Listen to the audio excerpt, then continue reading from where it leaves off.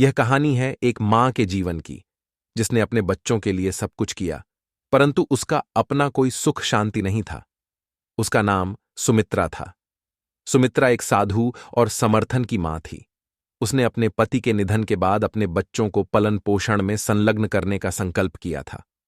उसके छोटे घर में दिन रात की मेहनत और संघर्ष से भरा जीवन बीतता था। सुमित्रा का संघर्ष शुरू हुआ जब उसके पति का अकस्मात निधन हो गया। उसने आत्मनिर्भरता की राहों को चुना और एक छोटे से व्यापार को शुरू किया। बच्चों की पढ़ाई के लिए और घर की जरूरतों के लिए सुमित्रा ने संघर्ष करते हुए अपने आप को समर्थन देने का निर्णय लिया। लेकिन जीवन की कठिनाइयों ने उसके साथ भी खिलवाड़ किया। उसकी सेहत दिन प्रतिदिन बिगड़ रही थी, परंतु वह इसे छिपाती और अपने बच्चों के सामर्थ्य की सुनिश्चित करने के लिए दिन रात काम करती रही।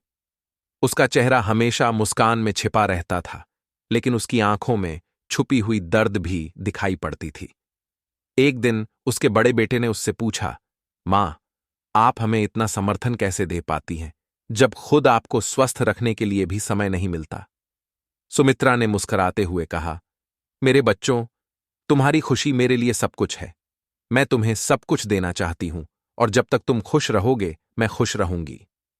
सुमित्रा के बच्चे उसकी महानता को समझ गए और उन्होंने भी मिलकर मां की मदद करने का निर्णय लिया। उन्होंने एक संगठन बनाया और मां को उसमें शामिल किया ताकि वह अधिक से अधिक लोगों की मदद कर सके। मां की देनदारी और बच्चों के साथ मिलकर उनकी मेहनत ने समृद्धि की राह पर आगे बढ़ाया।